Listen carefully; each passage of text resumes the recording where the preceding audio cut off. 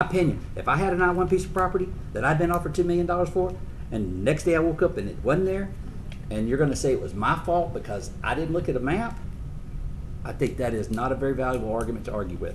I think you're losing I think you go stand in front of a judge, you have a hard time justifying that argument where you took a $2 million asset and turned it into trash. Trash to him because it has no longer has any value. But by the same token, I expected this. I expected this from the day that we did this. I expected we're going to have to revisit this document multiple times, and I think we're going to have to visit a lot of times. We're going to be revisiting this document because you can't take 60 years worth of code and rewrite it overnight and expect to get a perfect document. It's not going to happen. And I think everybody can understand the spirit of that. We have to protect ourselves from being seen as having done it egregiously. It could be an oversight, as you said. Yeah. So I think we're serious about coming back to err on the side of the public, to be sure that we retain value and encourage people to continue to develop in the city. So I think we got to be sure that publicly we know that that's the spirit behind which we're moving, so that it's not like as if we knew something bad was going to happen. We didn't, but let's move forward and try to address those things as they come up. Like I said, I think it would be arrogance to think we passed a perfect document. Sure. Mr. Joseph. We never did say Mr. Chair, that. wouldn't it be the case that No, I agree. something similar has happened in every jurisdiction that's passed a code like this? I mean, that's to be contemplated. So I think we address them as they arise. I mean, I think that's what we have to do. And to Ms. Lee's point, I understand, I know your first name. To her point, this didn't blindside anybody. I mean, it's been out there. Even I knew about it. I mean, I think I first met him 2 years ago, 2.5 years ago, when they were talking about this. And Tom Arsenault was there, and he was like, well, this is going to cost me money because it's going to change the way people do business. But I'm for it, is what I recall him saying. So here we are. We have no malintent. You know, best we can with what we got. Agreed. It's time to go home. Anybody? So moved. So, anything else? Any other board comments? If not, there's a couple of things I need to do. I want to, just housekeeping, committee appointments. I want to, and Mr. Sweeney talked earlier about the Rules and Procedures Committee, which Mrs. Cooper gives leadership to. I wanted to add Mr. Joseph to that committee. And also, we have an Operational Staff Personnel Committee.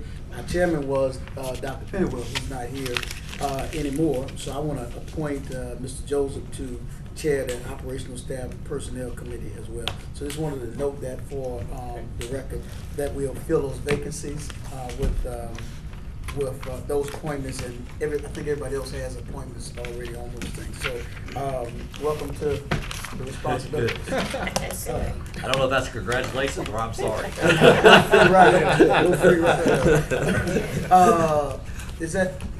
Are these new? No. Okay.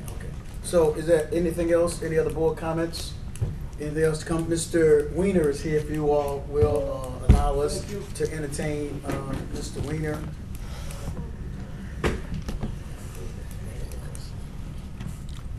I apologize for raising my hand, but I saw you skipped over.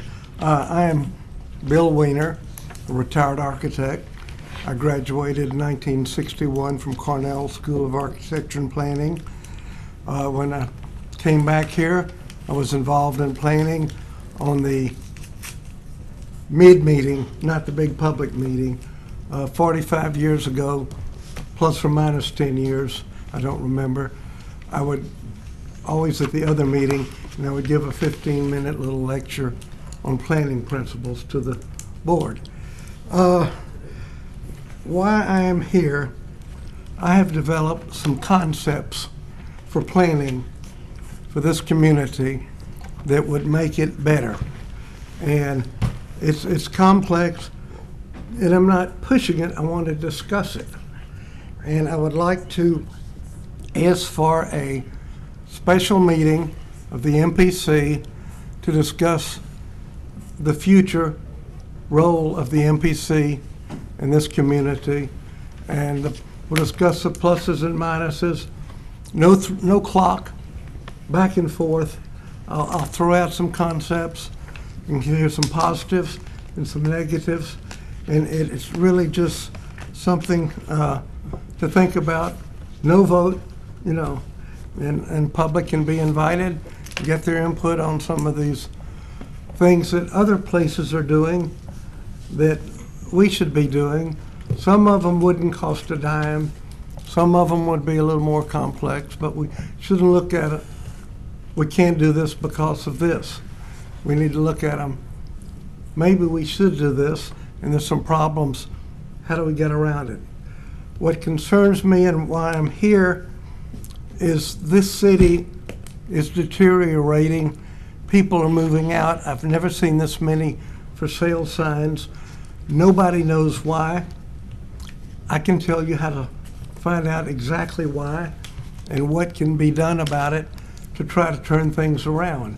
And it is a planning issue, and I would like to be able to discuss it, and I would hope you would set up a special meeting. We did this once before when Hazel Beard was trying to tear down Galilee Church, which to me is the most important structure in the city of Shreveport, because what happened there after Dr. King spoke 3 times changed the social and economic structure of Shreveport. And we had a special council meeting after I filed an injunction against the city to protect that building. And it was well attended, people were crying, and the city agreed to keep it and protect it. But the fact is, we can have these special meetings and discuss objects and not have to vote on it. So if we could set up a meeting, you tell me when, and if the director can give me a call to see if it's dates that I'll be in town, I'd love to come in and talk with you, discuss. Thank you. Yes, sir. Oh, Thank any you. questions? Any questions? Thank you. Thank you, Bill. If there's nothing else to come before the commission, our meeting is adjourned. Thank you, sir.